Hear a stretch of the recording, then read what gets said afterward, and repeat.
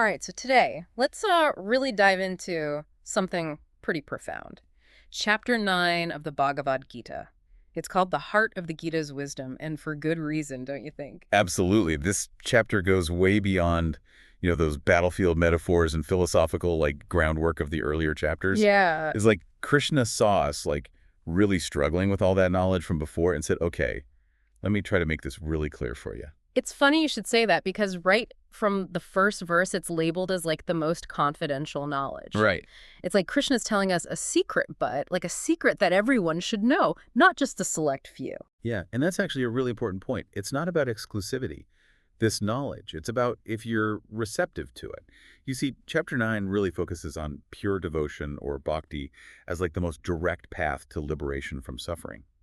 But it's not a path for someone who's really cynical or someone who's satisfied with just a surface-level understanding. It requires, genuine openness. Okay, so we're not talking about just blind faith here. It's about a much deeper engagement. But we've been talking about these paths to liberation throughout the Gita. What makes bhakti so special? Okay, so think of it this way. We've explored karma yoga, right? The path of action. Jnana yoga, the path of knowledge.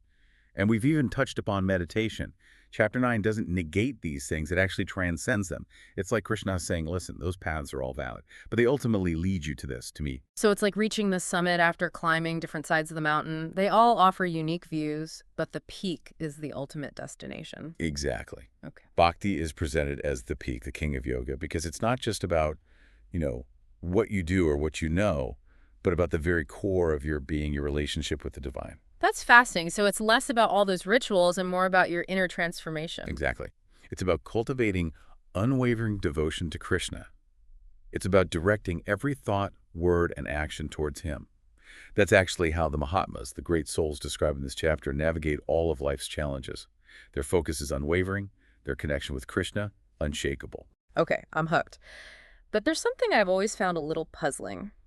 Krishna describes himself in this chapter as both pervading the universe and yet remaining distinct from it. It's a bit of a mind bender, isn't it? How can he be everywhere yet separate at the same time? Yeah, it's definitely one of those captivating paradoxes of Chapter 9. And it's also essential for understanding, the essence of bhakti. Imagine the sky for a second.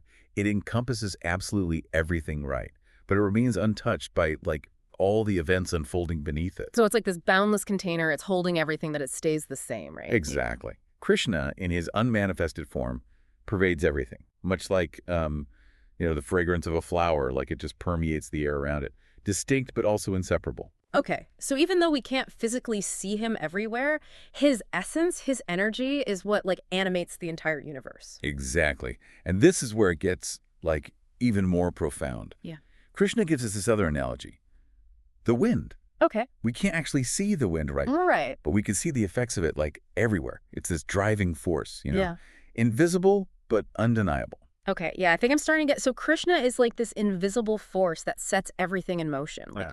He's guiding the entire cosmos, even though we might not be aware of his hand in it. That's a beautiful way to put it. And that understanding, that's what separates those Mahatmas, those great souls, from the people described as, faithless in this chapter. People who only see Krishna in his human-like form, they're missing this essential truth. They're like people who are caught in a storm.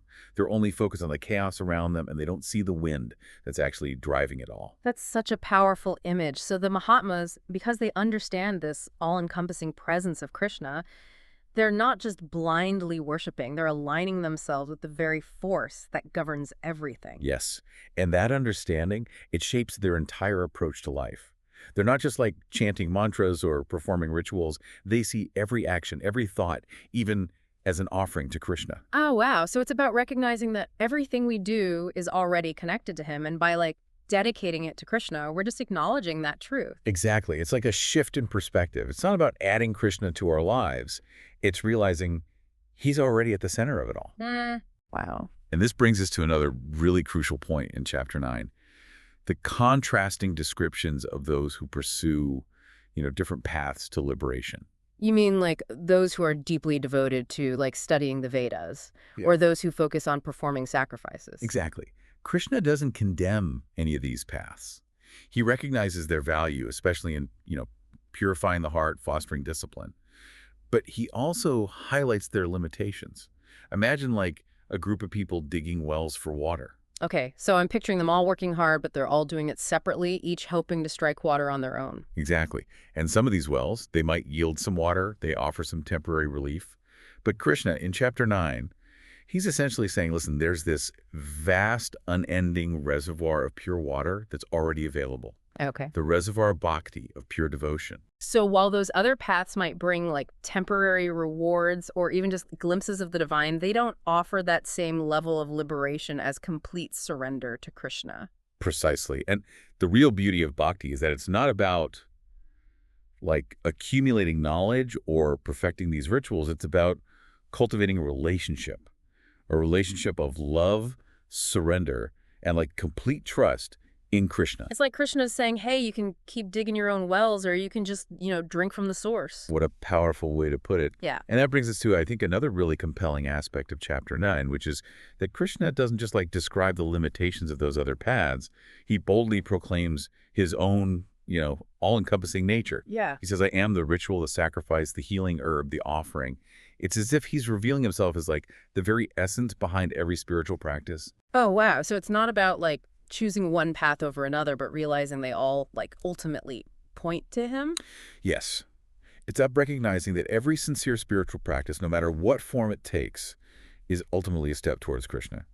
And he even acknowledges these efforts. He says, those who are devoted to other gods and worship them with faith, they too worship me, although not in the proper way. So it's not about punishing people for like seeking elsewhere, but more about guiding them towards a deeper understanding. Exactly. Krishna is like that compassionate teacher who sees his students struggling and, gently guides them towards the most direct path.